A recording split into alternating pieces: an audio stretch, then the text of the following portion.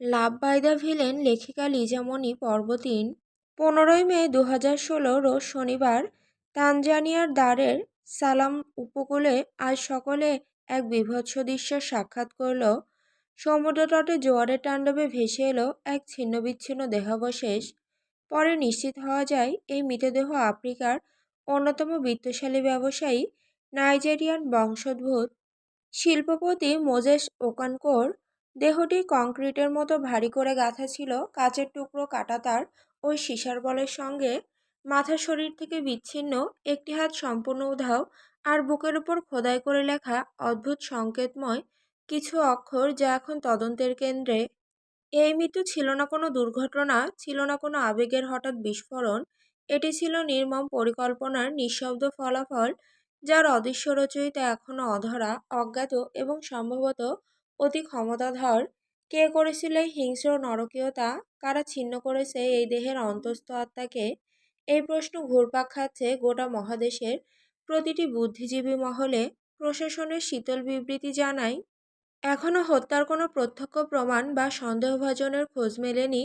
তদন্ত চলমান। তবে স্থানীয় মহল বলছে, মোজেস ওকেনকোকে যারা মেরেছে তারা কেবল একজন মানুষকে হত্যা করেনি, তারা হত্যা করেছে আফ্রিকার সম্ভাবনার প্রতীককে। তারা রক্তাক্ত করেছে এই মহাদেশের আত্মবিশ্বাস। সমুদ্র জানে, সূর্য দেখেছে, বাতাস সাক্ষী, তবু মানুষ জানে না কে নিলে এই প্রাণ। গোটা আফ্রিকা দাঁড়িয়ে আছে এক অনুচ্চারিত আতঙ্ক ও প্রশ্নের মুখোমুখি। আমরা কি সত্যিই নিরাপদ, নাকি এই ব্যবসায়িক রাজনীতির আড়ালে রচিত হচ্ছে নীরব মৃত্যুনাট্য? প্রতিটি চ্যানেলে ছড়িয়ে পড়েছে এই সংবাদ। সেই সংবাদখানা দেখে গ্যাংস্টার বস নিষ্ঠুরভাবে হাসলেন। দক্ষিণ আফ্রিকার অন্ধকার রাতের অন্তিম প্রহরে ব্ল্যাক গ্লাস হল, যে স্থাপত্য নির্মাণে শুধুমাত্র স্থিরতা রাজত্বই নয়, বরং নিঃশব্দ শাসনের ধারাও আবদ্ধ, তার অক্ষরে অক্ষরে টলটলে গন্ধ মিশে আছে রক্তের, বিষের আর অশ্রুসিক্ত নীরবতার। কালো কাছের অবৈধ দেওয়ালগুলি আচ্ছন্ন সেখানে, প্রত্যেকটি প্রতিফলন মনে করায় বঞ্চনা ও ভয়ঙ্কর মৃত্যুর অদৃশ্য প্রতিবিম্ব। এই দুর্গে স্বাভাবিক সময় প্রবহমান নয়। এখানে প্রতিটি শ্বাস, প্রতিটি পদক্ষেপই বুকে আঘাত করে, যেন শেকড় গর্তে ডুবছে। আন্ডারগ্রাউন্ডের প্রশিক্ষণ কক্ষে, যেখানে কঠোর চ্যালেঞ্জের মোকাবিলায় প্রহরী আত্মবলিদানের অঙ্গীকার বহন করে, সেখানে হাড়ভাঙা নীরবতা ভেঙে দেয় ভাঙা গাছের মতো নিঃশ্বাস, যুদ্ধের জটিল নৃত্য, অসংখ্য রক্ত ঝরানো মুহূর্ত, অনবরত ধাতবস্ত্রের গর্জন যেন ছাপ রেখে যায় অন্তরে, অমোঘ ও অব্যক্ত। সেই বিশাল ওয়ার কমান্ড রুম, যেখানকার নীল আলো ও ডিজিটাল ম্যাপের গাঢ় আভায় গোপন পরিকল্পনা আঁকা হয়, সেখানে দাতা এক অদম্য সেনানায়ক, যে শুধুমাত্র নিজ হাতে নয়, চিন্তার প্রখর তীর দিয়ে শত্রুদের বিনাশ করে। তার চোখগুলো কালো কাচের মতো স্বচ্ছ, অথচ কেউই তার অন্তরের গভীরতা জানে না। যেখানে বিরল মানবীয় দয়া নাড়িয়ে দেয় একাকার অন্ধকার। গার্ড কোয়ার্টারগুলি স্থির, কঠোর ও নিয়ন্ত্রিত। প্রতিটি যোদ্ধার চোখে ঝলমল করে অদম্য অগ্নি, আর দেহে কাঁপন ধরে শত্রুর নাম শুনলেই। অস্ত্রাগার, যা যেন মৃত্যুর মন্দির, হাতিয়ার, তীক্ষ্ণ ধার, গাঢ় বিষাক্ত রেশ আর যুদ্ধের ঘাম, সবকিছু মিলেমিশে এক অভেদ্য প্রতিরক্ষা দেয়াল গড়ে তোলে। নীরবতা এখানে প্রতিটি শব্দের মধ্যে লুকিয়ে আছে মৃত্যুর ভাষা। সাইলেন্স রুম, সেই ভয়াবহ ঘর যেখানে আলো ও শব্দ সর্বদা অনুপস্থিত। প্রতিটি নিঃশ্বাসই হয় মৃত্যুর পূর্বাভাস। সেখানে প্রবেশ করা মানে ফিরে আসার সম্ভাবনা প্রায় শূন্য। এছাড়া মেডিকেল বে, যেখানে জীবন বাঁচানো হয় না, বরং ক্ষত সেলাই করা হয়, দ্রুত ফিরে এসে আবারও হত্যার রঙ্গমঞ্চে নামা যায়। শত্রুর যন্ত্রণার সাক্ষী হয়ে ওঠে নিঃস্ব রক্তাক্ত দেয়াল। প্রতিটি করিডোরের কড়া সিকিউরিটি ও আধুনিক নজরদারি সিস্টেম, গভীর অন্ধকারে ঘেরা এক দুর্গের মতো, যার প্রতিটি কোণে জেগে আছে মৃত্যু। শাসক ব্ল্যাক ভাইপার সর্বোচ্চ তলায় বিরাজমান। তার নিঃশ্বাস থেমে গেলে এই সাম্রাজ্যের হৃদয়ও বন্ধ হয়ে যাবে। এই হলের প্রতি কোণে আর প্রতিটি স্তরে ছড়িয়ে রয়েছে একটি একক সংকটের প্রতীক, একটি অবিরাম যুদ্ধের গল্প, যার পরিণাম লুকিয়ে আছে নীরবতার গভীরে। হলের এক কোণে আছে একটি বিশাল আয়তকার গ্লাস চেম্বার, যার ছাদ পর্যন্ত পৌঁছে যাওয়া কাচে ঢাকা। সেই কক্ষে বসে আছে গ্যাংস্টার বস। তার সিংহাসনের পেছনের দেওয়ালে টাঙানো অজস্র কালো মুখোশ, শতমুখ, হাজার শত্রুর আত্মা এখন তার শোভা। গ্যাংস্টার বস দুই ঠোঁটের ভাঁজে সিগারেট চেপে ধরে জিপ্পো লাইটার দিয়ে আগুন ধরায়। এরপর সামান্য ফু দিয়ে ধোঁয়া উঠাতেই অধিরাজ এগিয়ে এসে বলে, বস, মিস্টার কায়েত সাথে Russian mafia Igor Kanjevsky, Italy mafia Marco Spanelli, Mexican mafia Valcon, তারা চারজন এসেছে। আর চারজনই সেদিন নিলাম কেন্দ্রে ছিল। আর মেয়েটাকে নেয়ার জন্য বেশি দেওয়ানা ছিল। তাদেরকে ভেতরে আসার জন্য অনুমতি দিব। গ্যাংস্টার বস সিগারেটে লম্বা একটা টান দিয়ে আকাশে ধোঁয়া উড়িয়ে দেয়। এরপর নিচে ফেলে দিয়ে অধিরাজের উদ্দেশ্যে বলে, এন্টার নাও। অধিরাজ আদেশ পেয়ে তাদের কাছে চলে যায়। নিক সুইভেল চেয়ারটাকে এদিক ওদিক ঘুরাচ্ছে, কপালে বৃদ্ধ আঙুল ঘষে গম্ভীরতা নিয়ে বসে থাকে। ঘরের নীরবতা হঠাৎ ছিন্ন করলো জুতার মৃদু করাঘাত। গাঢ় কালো চামড়ার সুইভেল চেয়ারে বসে থাকা সেই ব্যক্তি গ্যাংস্টার সাম্রাজ্যের একচ্ছদ অধিপতি নিঃশব্দে চোখ তুললেন। চোখজোড়া কেমন বরফমণ্ডিত কোনো পর্বতের গভীর খাত। চিবুক নিচু, কিন্তু ঠোঁট দুটো সোজা দাগে শক্ত হয়ে থেমে আছে। চোখের সামনে সবাইকে দেখে নিক ঠোঁট কামড়ে হাসলেন। মিস্টার কায়েত হিংসাত্মক চোখে নিকের বাঁকা হাসি পরখ করে। এরপর গভীরতা নিয়ে সামনে থাকা চেয়ারে বসে পড়ে। নিক সেদিকে না তাকিয়ে নিজের সুজের ওপর দৃষ্টি তাক করে বলে, জিজ্ঞাসা না করে বসাটা ব্যাড ম্যানার্স। নিকের মুখ থেকে প্রচলিত বাক্যটা সবার ইগোতে গিয়ে টাচ করে। রাগে ফুঁসে ওঠে, কিন্তু নির্বিকার। মিস্টার কায়েত হাসি উপহার দিয়ে বলে, আমরা তো একই জলের মাছ, মিস্টার নিক জেভরান। বন্ধুদের কাছে আবার কোনো কিছুর পারমিশন নিতে হয় নাকি? নিক কুটিল হেসে বলে, এত ভুল কথা বলে মাফিয়া হলেন কিভাবে মিস্টার কায়েত? আমি আর আপনি একই জলের মাছ নই। আমি সাম্রাজ্যের রাজা আর আপনারা প্রজা। মিস্টার কায়েত অপমানে চুপসে যায়, চোখ বন্ধ করে নিজেকে দমিয়ে রাখে। এখন কিছু বললে নিজেরই বিপদ। সবার সামনে গলা উঁচিয়ে কথা বলা যায় না। অনেকে মৃত্যুর টিকিট ধরিয়ে দেয়। মিস্টার কায়েত চুপসানো হয়ে ব্লেজার ঠিক করে বলে, সব বাদ দিন মিস্টার নিক, কাজের কথায় আসি। আমরা এখানে কেন এসেছি সেটা নিশ্চয়ই আন্দাজ করে ফেলেছেন। আমরা মেয়েটাকে চাই। শুনেছি আপনি মেয়েটাকে মিস্টার আরিসের বাড়িতে রেখেছেন। যখন নিজের রক্ষিতা হিসেবে কিনে এনেছেন, তখন বন্ধুর বাড়িতে কেন জানতে পারি? নিক ঠোঁট উল্টায়। এরপর কিছুক্ষণ দাঁত দিয়ে চেপে ধরে বলেন, কখনো দেখেছেন নিক জেভরান কখনো কারোর প্রশ্নের উত্তর দিতে? নিজের টাকা খরচ করে রক্ষিতা কিনেছি, এখন তাকে আমি কি করব সেটা নিজের ব্যাপার। আপনাকে কে বলেছে বাম হাত ঢুকাতে? মিস্টার কায়েট কিছুটা ক্ষেপে বলে ওঠে, 100 কোটি টাকার বিনিময়ে আপনি মেয়েটাকে কিনেছেন। আমি আপনাকে পুনরায় 100 কোটি টাকা ফিরিয়ে দিচ্ছি। মেয়েটাকে আমায় ফেরত দিন। নিক মাথা তুলে তাকায় মিস্টার কায়েতের দিকে। এরপর অস্বাভাবিক সুরে বলে, নেশা কেটে গেলে আবার আসবেন। আমার ব্ল্যাক গ্লাস মিনারের দরজা সবসময় খোলা থাকবে। আপনি হয়তো ভুলে গিয়েছেন মিস্টার কায়েত, নিলাম কেন্দ্র থেকে কোনো জিনিস ক্রয় করা হয়ে গেলে সেটাকে অন্য কোনো মাফিয়ার হাতে ক্রয় করা যায় না। মাফিয়া ট্রেনিং আবার দিয়ে আসুন, না হলে নিজের মস্তিষ্ক হারাবেন। মিস্টার কায়েত কিরমিরিয়ে তাকায় নিকের দিকে। রাশিয়ান মাফিয়া ইগোর কানচেভস্কি এতক্ষণে মুখ খোলে, মিস্টার নিক, আপনি আমাদের লিডার ঠিক আছে, কিন্তু আমাদের সামনে থাকা খাবার ক্ষমতা দিয়ে কিনে নিতে পারেন না। নিজের দাপট, অধিপত্য, টাকা সব দিয়ে নিজের জেদ পূরণে মেয়েটাকে কিনে নিলেন, অথচ ফেলে রাখলেন অযত্ন আর অবহেলায়। মেয়েটাকে আমাকে দিয়ে দিন, আমি রাশিয়া নিয়ে চলে যাচ্ছি। নিক সামান্য হেসে বলে, বুড়ো হয়ে গিয়েছেন, এখনো নারী সঙ্গ লাগে মিস্টার ইগোর? বউটা কি এখনো বেঁচে আছে, নাকি আপনার অত্যাচারে মরে গিয়েছে? অতিরিক্ত উত্তেজিত আপনি। ইগোর থতমত হয়ে যায়। রাগের বশে একদিন নিজ হাতে গলা টিপে মেরে ফেলেছিল। বউ দিয়ে কে কি করে? টাকা থাকলে নারী প্রতি রাতে 10টা পাওয়া যায়। এখন 10টাকে হ্যান্ডেল করতে নিজের শক্তির প্রয়োজন শুধু। ইগোরকে থতমত মুখে বসে থাকতে দেখে নিক গভীর নিঃশ্বাস ফেলে বলে, আমার এখন যাওয়ার সময় হয়ে গিয়েছে, আসছি আমি। এরপর অধিরাজের উদ্দেশ্যে ডাক দিয়ে বলে, অধিরাজ, ওদেরকে ওয়াইন এগিয়ে দে, নিজের মতো করে মস্তি করে যাক। সবার মাথায় বর্তমানে গরম হয়ে আছে, বাট তারা কিছু বলতে পারছে না। মেহের স্টাডি রুমে বসে বসে আর্ট করছে। চোখের সামনে রাখা আছে একটা ল্যাপটপ। ল্যাপটপে কারোর গম্ভীর ছবি দৃশ্যমান, কালো কোটে আবৃত, ঠোঁটে বাঁকা হাসি, রহস্যে ঘেরা দুটি হালকা বাদামি রঙের চোখ। মেহেরের কাছে এই ব্যক্তিটা শুধু একজন পুরুষই নয়, তার জীবনের সবচেয়ে মূল্যবান একজন ব্যক্তি, যাকে নিয়ে সে স্বপ্ন দেখে দিনরাত। কিন্তু জানা নেই সেই স্বপ্ন আদৌ পূরণ হবে কিনা। উপরওয়ালা চাইলে সব সম্ভব। মেহের সেই আত্মবিশ্বাস থেকেই তো প্রতি মুহূর্তে অপেক্ষা করে। মেহেরের ভাগ্যে কি সেই ভয়ানক পুরুষটার নাম লেখা নেই? হয়তো আছে, সেজন্যই তো সে ক্ষণে ক্ষণে স্বপ্ন দেখে।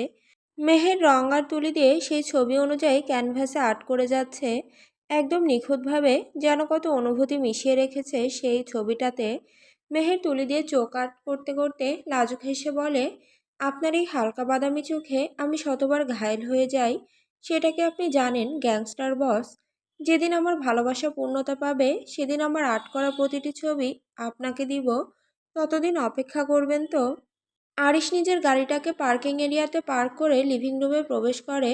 ডিভানে বসে মোবাইল বের করে কাউকে মেসেজ দিয়ে বলে, গাড়িতে কিছু ব্যাগ আছে, খুব দ্রুত নিয়ে আমার কাছে আসো। মেসেজটা দিয়ে আরিশ গম্ভীর হয়ে বসে, লম্বা শ্বাস নিয়ে মাথায় হেলান দেয়। হুট করে কারোর কথা মনে পড়ায় কোমরটাকে সোজা করে এক পলক চারপাশে তাকায়, কিছুক্ষণ ঠোঁট চেপে রেখে উপরের রুমে দৃষ্টি রাখে, হালকা হেসে মনে মনে আওড়ায়, নীলকুমারী। দরজার সামনে কারো অনুমতির সুর শুনে আরিশ ভাবনা থেকে সেদিকে তাকায়, এরপর চোখ দিয়ে ইশারা করে ভেতরে আসার জন্য। দুজন গার্ড ব্যাগগুলো সযত্নে ডিভানের উপর রেখে পুনরায় বেরিয়ে যায়। আরিশ ব্যাগগুলোর দিকে এক পলক তাকিয়ে নিজের দুই হাতে তুলে নেয়, এরপর ধীর পায়ে হেঁটে যায় উপরের কোনো এক রুমটার দিকে। মেয়েটাকে দেখার জন্য হৃদয়টা ছটফট করছিল, কিন্তু আর দেখা হয়নি। আরিশ দরজার সামনে গিয়ে হালকা শব্দ করে। জীবনে প্রথম হয়তো কারোর রুমের সামনে গিয়ে সে অনুমতি নিয়ে ঢুকছে। কারোর অনুমতি শোনার মতো সময় তাদের কাছে নেই। যা করে খুব দ্রুত, একদম নিখুঁতভাবে, সময় সাপেক্ষে। আরিশ দরজা ধাক্কা দিতেই খুলে যায়। সামান্য কপাল কুঁচকে রুমের ভেতরে তাকাতেই অবাক হয়ে যায়। এনি গুটিসুটি হয়ে ফ্লোরে হেলান দিয়ে বসে আছে, শরীরকে এমনভাবে চেপে রেখেছে যেন সে ভয়ে কাঁপছে। আরিশ ব্যাগগুলোকে বিছানার উপর রেখে এনির সামনে গিয়ে বসে। আরিশ কিছুক্ষণ তাকিয়ে থেকে বলে, কি হয়েছে অ্যানি, ভয় পাচ্ছ তুমি? অ্যানি কাঁপছে আর বিড়বিড় করছে, এখান থেকে আমি যেতে চাই, প্লিজ আমাকে ছেড়ে দিন। আলো বাতাস দেখতে পারছি না, মরে যাচ্ছি আমি। আমি কারো রক্ষিতা হয়ে বাঁচতে চাই না। আরিশ মনোযোগ দিয়ে অ্যানির বিড়বিড় করা কথাগুলো শোনার চেষ্টা চালায়, আর শুনতে অনেকটা সফলও হয়। আরিশ দীর্ঘশ্বাস ছাড়ে। জীবনে তো কারোর জন্য এক ফোঁটা মায়া কাজ করেনি, বর্বরতার সাথে মস্তিষ্ক আলাদা করে ফেলেছে অনেকের, কিন্তু একটু অনুশোচনা হয় না। কিন্তু এই মেয়ের জন্য মায়া কাজ করছে কেন? আরিশেনের ভীতু মুখটার দিকে তাকাই, ইস কতটা স্নিগ্ধ আর কোমল এই মেয়েটা। হয়তো তার দেখা সবচেয়ে সুন্দর এই মেয়ে, নীল চোখের অধিকারী, নীলকুমারী। হঠাৎ আরিশের চোখ আটকে যায় এনির চুলে, কোমর ছাড়িয়ে গিয়ে ফ্লোরে ভাঁজ হয়ে পড়ে আছে। আরিশ থমকে যায়, এই মেয়েকে সবার থেকে আলাদা করে বিধাতা তৈরি করেছেন, একই সাথে এতগুলো জিনিস নিজের মধ্যে ধারণ করে বসে আছে। আরিশ চুলের দিকে তাকিয়েই অ্যানিকে জিজ্ঞাসা করে, এগুলো কি তোমার রিয়েল চুল অ্যানি? অ্যানি পিটপিট চোখে আরিশের দিকে তাকায়। এখানকার লোকগুলোকে অ্যানির কাছে অন্যরকম লাগে, সবার মুখে কেমন ভয়ানক। হাসলে তার মনে ভয় কাজ করে। সেই পাচার কেন্দ্রে কী সব বিশ্রী হাসি ছিল, মনে হতেই অ্যানির গা ঘিন ঘিন করে ওঠে। আরিশ উৎসুক হয়ে মোলায়েম গলায় বলে, বলো অ্যানি। অ্যানি কাঁপা গলায় বলে, হ্যাঁ। এত লম্বা চুল কিভাবে হয়েছে? আল্লাহ দিয়েছেন। আরিশ গম্ভীর হয়ে ওঠে, কণ্ঠে খাদ নামিয়ে বলে, তুমি মুসলমান? জি জি। আরিশ নিঃশ্বাস টানে কিছুক্ষণ, এরপর নড়ে চড়ে উঠে বলে, উঠে আসো অ্যানি, তোমার জন্য কাপড় এনেছি, যদি পছন্দ হয় তাহলে স্টাফ এসে কাবার্ডে গুছিয়ে রেখে দিয়ে যাবে। অ্যানি নীল চোখ দিয়ে তাকায় আরিশের দিকে। আরিশ দুই ভ্রু নাচিয়ে বলে, আমাকে একদম ভয় পাবে না, বন্ধু ভাবতে পারো আমাকে। চলো দুজনে পরিচিত হই। আমি জেভান আরিশ, আন্ডারগ্রাউন্ডের কিলার। কথাটা প্রকাশ না করে বলে, আমি নিকের বেস্ট ফ্রেন্ড। নিককে তো চেনো? অ্যানি দুই পাশে না বোধক মাথা নাড়ায়, যার অর্থ সে চেনে না। আরিশ অবাক হয়ে বলে, তুমি নিককে চেনো না? না। কেন, ও তোমার সাথে কথা বলেনি? না। আরিশ চমকায় অনেকটা, আবার নিকের কথা মনে পড়ে, সে তো বলেছিলই যে অ্যানিকে দেখেনি। আরিশ চাপা হেসে বলে, আচ্ছা না চেনাটাই বেটার, ফুল কাটাকে না চিনলেও চলবে। তোমাকে যে কিনে এনেছে সেই হচ্ছে নিক। সেটা আমি জানি, কিন্তু ঘৃণ্য লোকটাকে কখনো দেখিনি। অ্যানির মুখে নিখের জন্য ঘৃণা দেখতে পেয়ে কিছুটা গম্ভীর হয়ে ওঠে, এরপর নিজেকে সামলে নিয়ে বলে, কোনো ব্যাপার নয় অ্যানি, আপাতত তুমি এখান থেকে একটা ড্রেস পরে নিচে নেমে আসো। অ্যানি হাত কচলাতে থাকে। আরিশ হাসি দিয়ে বলে, বন্ধু হয়েছে তো আজ, তাহলে বন্ধুকে ভয় পাচ্ছ কেন? নিচে নেমে আসো, কিছু হবে না। আরিশ রুম থেকে বেরিয়ে যায়, শ্বাস বের হয়ে যাচ্ছিল তার কিছু মুহূর্তের জন্য। এই মেয়ের সাথে কথা বলতে গেলেও হৃদস্পন্দন ওঠানামা শুরু করে। নিচে গিয়ে সোজা ডিভানে বসে পড়ে, বড় বড় নিঃশ্বাস টেনে নিকের গাড়ির লোকেশন দেখে। গাড়ি পার্কিং এরিয়াতে চলে এসেছে। আরিশ কিছুক্ষণ পর দরজার দিকে তাকাতেই নিকের আগমন ঘটে। আরিশ নিকের দিকে তাকিয়ে বলে, শাওয়ার নিবি? বউ কাছে নেই যে বারবার শাওয়ার নিব, মাত্র শাওয়ার নিয়ে এসেছি। আরিশ হেসে ওঠে, সেটা জীবনে হবেও না। হার্টলেসদের কাছে মেয়ে থাকে না। আর তোর বউ বিয়ের দিন রাতেই টাটা বাই বাই। মেয়েদের স্পর্শ একদম পছন্দ করিস না। রোম্যান্স টাইমে স্পর্শ করাতে তো তুই মেয়েটাকে গলা টিপে মেরে ফেলেছিলি। বেচারি ভাই, স্পর্শ ছাড়া রোম্যান্স হয় না। নিক ঠোঁট কামড়ে হেসে বলে, নিক জেভরানের এইসব ফাকিং কাণ্ডের দরকার পড়ে না। বংশের বাতি কিভাবে জ্বালাবি তাহলে? যার অন্ধকার সবচেয়ে বেশি পছন্দ সে বাতি দিয়ে কি করবে? জীবনে না কোনোদিন সংসার করব, আর না কোনোদিন নিজের অংশ কারোর পেটে রাখবো। নিক জেভরান একজনই যথেষ্ট। আরিশ ভ্রু নাচিয়ে বলে, আর ইউ শিওর নিক? হুম। তাহলে মেয়েটাকে আমায় দিয়ে দে। কোন মেয়ে? নীলকুমারী? আরিশের শূন্যহীন বাক্যে নিক অবাক হয়ে বলে, হোয়াট কুমারী? নিজের কথায় আরিশ নিজেই ফেঁসে যায়। আমতা আমতা করে বলে, আরে তেমন কিছু নয়। আমি তো ওই মেয়েটার কথা বলছিলাম যাকে তুই কিনে এনেছিস। নিক ডিভান থেকে উঠে গম্ভীরতা নিয়ে বলে, জীবনে প্রথম তোকে তোতলাতে দেখছি আরিশ। তুই কোনো জগতে আছিস জানি না, তবে সেই দুর্বল জগতে থাকা তোর উচিত নয়। আন্ডারগ্রাউন্ড কিলার জেভান আরিশের কণ্ঠ জড়তা মানায় না। এখন খেতে চল। আরিশ সামান্য মাথা নাড়িয়ে নিকের পিছু পিছু চলে যায়। ডাইনিংয়ে বসে নিকের দিকে এক পলক তাকিয়ে সিঁড়ির দিকে তাকিয়ে কারোর জন্য অপেক্ষা করে। নিকের সামনে রাখা হয় প্রতিটি কালো পেয়ালা। আরিশ একজন স্টাফকে উদ্দেশ্য করে বলে, খাবারগুলোকে কালো করতে পারো না তোমরা? নিকের কালো জিনিস সবচেয়ে বেশি পছন্দ। স্টাফ ভয় আর থতমত মুখে বলে, কালো কিভাবে করবো স্যার? পুড়ে ফেলবে একদম। স্টাফ মনে মনে নাক ছিটকায়। নিক নিজের মতো করে খেয়ে চলছে। আরিশ মুখে খাবার তুলে হুট করে সিঁড়ির দিকে তাকাতেই চোখ আটকে যায়।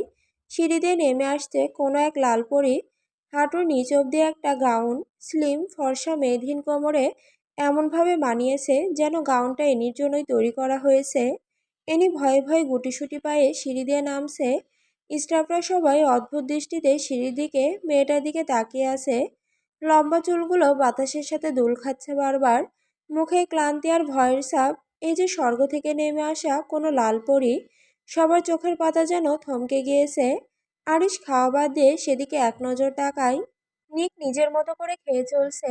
চারপাশে তার কোনো ধ্যান ধারণা নেই। অ্যানি নিচে নেমে ডাইনিংয়ে সবাইকে দেখতে পেয়ে ঘাবড়ে যায়। সকল অপরিচিত ব্যক্তিদের মধ্যে আরিশকে দেখে কিছুটা স্বস্তি অনুভব করে। চোখ আটকে যায় আরিশের সামনে গম্ভীর হয়ে বসা পুরুষটার দিকে। লোকটাকে তার চেনা চেনা লাগছে। কোথাও একটা দেখেছে, কিন্তু কোথায়? গাড়িতে। হ্যাঁ, উনি তো গ্যাংস্টার বস নিক। উনি যদি আমাকে দেখে ফেলে তখন কি হবে? আতঙ্কে ভরপুর হয়ে যায় অ্যানির সরল মনটা। বোকা অ্যানির মাথায় এটা ঢোকেনি, যদি নিক চায় তাহলে রুমে ঢুকে ও ক্ষতি করার ক্ষমতা রাখে। কারণ সে তার কোটি টাকার রক্ষিতা। এই বাড়ি, এই সাম্রাজ্য তাদের। অ্যানির মাথা থেকে সব বেরিয়ে যায়, শুধু এইটুকু বুঝতে পারে তার সামনে যমরাজ বসে আছে। এনিকে অসম্ভব রকম কাঁপতে দেখে আরিশের হুঁশ আসে। চেয়ার থেকে উঠে অ্যানির কাছে যেতেই অ্যানি ভোঁ দৌড়। আরিশ ভ্যাবাচাকা খেয়ে অ্যানির দৌড়ের দিকে তাকিয়ে থাকে। তবে অ্যানির ভয়ের কারণ অনুভব করতে পেরে গভীর নিঃশ্বাস ফেলে। আরিশ একজন স্টাফকে আদেশ করে অ্যানির জন্য খাবার নিয়ে রুমে যেতে। নিজের চেয়ারে বসে খাবার পুনরায় মুখে দিতেই নিকের ভারী কণ্ঠ, এত দেরি হচ্ছে কেন তোর খেতে? আরিশ নিকের কথায় একটু অবাক হয় না, কারণ সে নিকের বৈশিষ্ট্য সম্পর্কে অবগত। নিক খুন আর খাওয়ার সময় কোনো দিকে খেয়াল করে না। আরিশ আনমনে বলে, অ্যানি এসেছিল বাট ভয়ে চলে গিয়েছে। অ্যানিকে? তুই যাকে কিনে এনেছিস তার কথা বলছিলাম। ও ইথিওপিয়া মাল্টা গ্যাংজন। প্রকাশকাল 16 মে জুলাই 2016। রক্ত আগুন আর বারুদের রাজত্বে যখন নৈতিকতা মৃতপ্রায়, তখনই ছায়ার রাজ্যের এক অভিজাত চক্রে ঘটল বিস্ময়কর এক ঘটনা। আধা আলোকিত আন্ডারওয়ার্ল্ডের আলো আঁধারির ভেতর দিয়ে সম্প্রতি এক গোপন নিলামে অপরাধ জগতের কিংবদন্তি গ্যাংস্টার বস নিক জেভরান এক অনিত্য সুন্দরী নারীকে রক্ষিতা হিসেবে ক্রয় করেন, যার সৌন্দর্য শুধুমাত্র দেহে সীমাবদ্ধ নয়, বরং তার দৃষ্টি নিক্ষেপেই ঝলসে ওঠে অন্ধকার কুঠুরির প্রাচীন ইট। এই রমণীর পরিচয় আজও এক রহস্যে মোড়া, কিন্তু যেটি চূড়ান্তভাবে প্রতিষ্ঠিত হয় সেটি হচ্ছে, মেয়েটি তার চোখের মণি নীল আর তাক লাগানো সুন্দরী না, তবে নিছক নীল তা নয়। যেন কোনো অজানা সমুদ্রের গহীন তরঙ্গ, যেখানে একবার ডুবে গেলে ফেরার আর পথ নেই। কে এই নারী যার চাহনিতে স্তব্ধ গোটা মাফিয়া সাম্রাজ্য? অজস্র গ্যাংলর্ড, কার্টেল প্রধান ও অপরাধ ব্যবসায়ীরা যেখানে অস্ত্রের ভাষা বোঝে, সেখানে তারা যেন হঠাৎই নিরস্ত হয়ে গেছে একজোড়া চোখ আর সৌন্দর্যের সম্মুখে। গোপন সূত্রে জানা গিয়েছে, যখন নারীটিকে মঞ্চে তোলা হয়, তখন পুরো কক্ষে ছড়িয়ে পড়ে এমন এক অস্বাভাবিক নিঃশব্দতা, মনে হয় পৃথিবীর সমস্ত সহিংসতা তার চাহনিতে থমকে দাঁড়িয়েছে। আন্ডারগ্রাউন্ডের বস কোনো মেয়েকে ক্রয় করেছেন। এ কি প্রেম, নাকি আরও এক নতুন বন্দিত্ব? যে নারী কিনা রক্তের বাজারে বসে হলো নিলামের পণ্য, তার সৌন্দর্য আর নীল চোখে কি আজও স্বপ্নের ঠাঁই আছে, নাকি সে চোখ এখন শুধুই এক অলিখিত যন্ত্রণার নীলাভ গহ্বর? খবরটি প্রতিটি চ্যানেলে ছড়িয়ে পড়ে। নিক গম্ভীর হয়ে বসে আছে একটা চেয়ারে, রাগে ফুলে ওঠে কপালের প্রতিটি রেখায়। তার একটা হুঙ্কারেই প্রতিটি দেওয়াল কম্পমান হয়ে ওঠে। এই সংবাদ কে রটিয়েছে? কার বুকের পাটা হয়েছে আমার পিছনে লাগার? নিলাম কেন্দ্রে ঘটে যাওয়া ঘটনা আজ নিউজে কেন দেখানো হচ্ছে? এইটা একটা জেদ ছিল জাস্ট, আর তারা ছড়াচ্ছে আমি প্রেমে পড়ে ক্রয় করেছি। লাইক সিরিয়াসলি, নিক জেব্রান কোনো মেয়ের প্রেমে পড়েছে? হাস্যকর। সবাই কম্পমান হয়ে চুপচাপ দাঁড়িয়ে আছে। নিক ঠান্ডা গলায় অধিরাজের উদ্দেশ্যে বলে, অধিরাজ, প্রতিটি চ্যানেলকে বলে দে নিউজটা যাতে কেটে দেওয়া হয়। আগামী 1 ঘন্টার ভেতরে আমি এইসব পরিষ্কার চাই, না হলে প্রতিটি নিউজ চ্যানেল বুঝবে নিক গ্যাংস্টার বস কি করতে পারে। অধীরা সম্মতি দিয়ে বেরিয়ে যায় গার্ডদের নিয়ে। নিক গম্ভীর হয়ে বসে আছে, তার মনে কি চলছে জানার উপায় নেই।